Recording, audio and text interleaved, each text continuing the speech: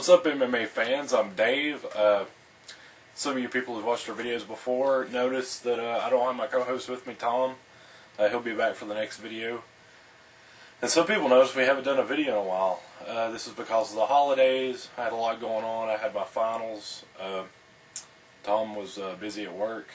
So we haven't had a chance to do a video. We haven't had a chance to do a video since the last couple UFCs, I'm pretty sure. A lot's happened since we've done our last video. We're going to try to get caught up on everything. Not this video, obviously, but maybe next video. We'll do a little review next video. This video we're covering UFC 93. Really good card. Not a blockbuster like the last one. Jesus Christ, that was a good card. Every fight on that card was awesome. I guess I'll go into a little bit of it. The thing that astounded me most was Frank Mir's win over Big Nog and how he accomplished it. Tommy's brother Kevin said that he would think he thinks Frank Mir was gonna win that fight by knockout, and I laughed at him. I didn't see it happening, and neither did Tom. But man, wow, wow! I think my expression on my face was even more stunned than Brock Lesnar's, and that's saying something. All right. Now I'm getting into UFC 93.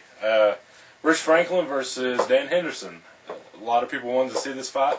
A lot of people wanted to see this fight a couple years ago, maybe, when Dan Henderson was on the top of his game in Pride. Not saying Dan Henderson ain't on top of his game. He's lost 2 fights since he went into the UFC, and he's lost both titles, both Pride titles. Not saying that they ain't in their peak, but some people wanted to see this fight quite a few years ago. Next fight on the card is Coleman versus Hua. Then you got Belcher versus Kane. Really good to see him in the UFC.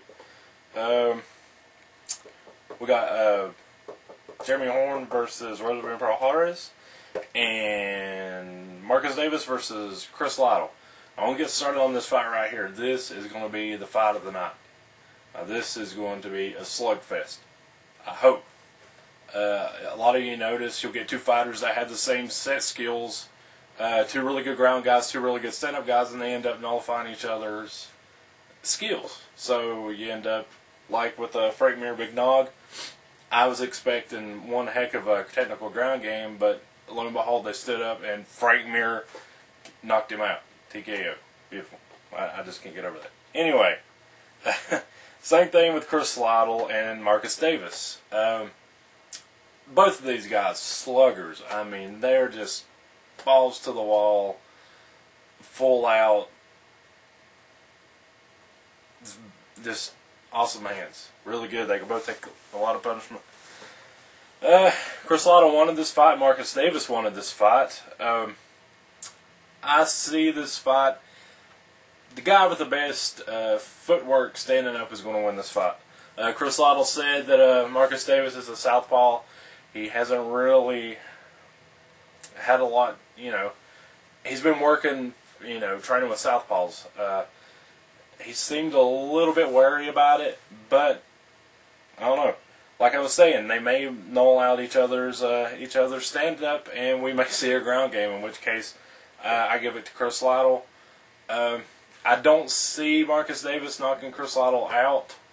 Maybe Marcus will win by TKO. I see Marcus dominating him standing up, and hopefully that's where the fight's going to stay. Tom thinks that Lytle will end up taking Marcus down and beating him there. I think Marcus Davis will win. I don't think Chris Lytle will resort to that. I think he'll want to stand up and bang with him, and I see Marcus Davis, a little bit better striker, winning this fight by decision. So I got Marcus Davis, and my co-host Tom, which is not here, he has Chris Lytle. All right. Okay, we got Mark Coleman coming back to the UFC versus Mauricio. All right. I'm excited to see this fight. I'm a fan of Shogun, a really big fan of Shogun since Pride, and I've wanted to see him fight Coleman since he got his arm broke.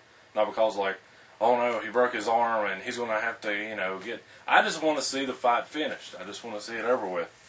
Coleman coming back at 44 years old. He's not Randy Couture. Don't get confused. The guy's not Randy Couture. He's not going to come back and look phenomenal like Randy does because he's not as skilled.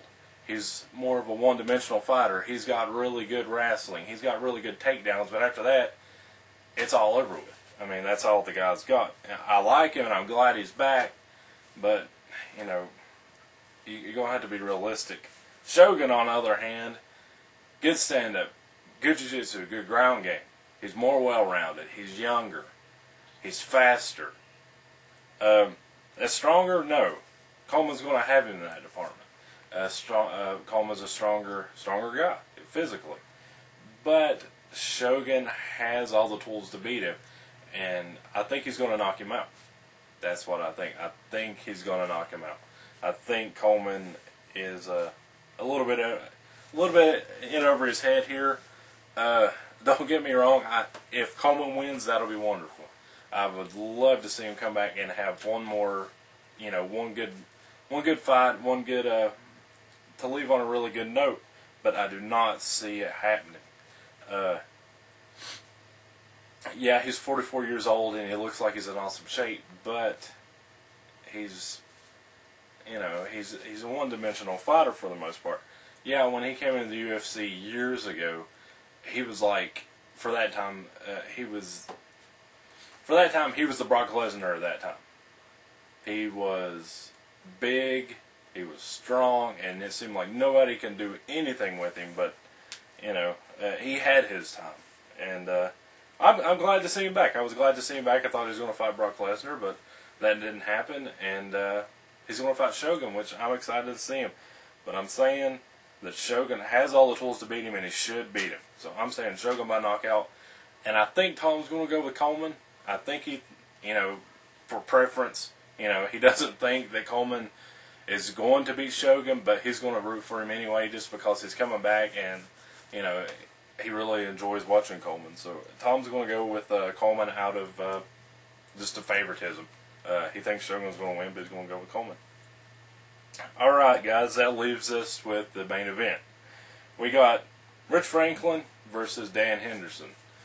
Dan's not done really well in the UFC since he's got back. He's lost to Rampage, which was a really good fight. Went 5 rounds. Then he lost his middleweight belt to Anderson Silva in the second round. Then he had his fight with Rosemere, which was a not an exciting fight, but you know he won the fight by decision. I do not see him defeating Rich Franklin. I don't see it happening. I see Rich keeping him standing, and I see Rich dominating him on the stand-up. But you always got to watch out for Dan Henderson's right hand. He can tag you with it. If he gets the right chance, if he hits a Rich Franklin right on the dot, he possibly could knock him out. I don't see it happening. I don't see Rich falling for that. I see Rich using his reach, his kicks, to dominate Dan Henderson standing up. And my co-host Tom, he agrees with me. He thinks Rich Franklin will win by decision. It will be a unanimous decision. Well, I think it's going to be unanimous. I think he said split. I can't remember. You may correct me on that. I'm not sure. But I see Rich Franklin winning this fight nonetheless. I think it'll go to decision. If Dan Henderson gets him on the ground, I see Rich playing it safe. I see Rich maybe trying to get back to his feet again. Maybe stalling just a little bit to get back up. But either way, I see Rich Franklin winning this by decision. And that's UFC 39 predictions, and we will see you next time. We're going to do our videos of Affliction that's coming up. We're going to do Versus. That's going to be a really good card with Cowboy, James Varner. Then you got the Pulver, Faber too. That's going to be really good. And then we got GSP versus holy crap, I can't remember his name. BJP. BJP, and that is going to be amazing. So catch us next time. We should have a new video up next week. So we will see you later.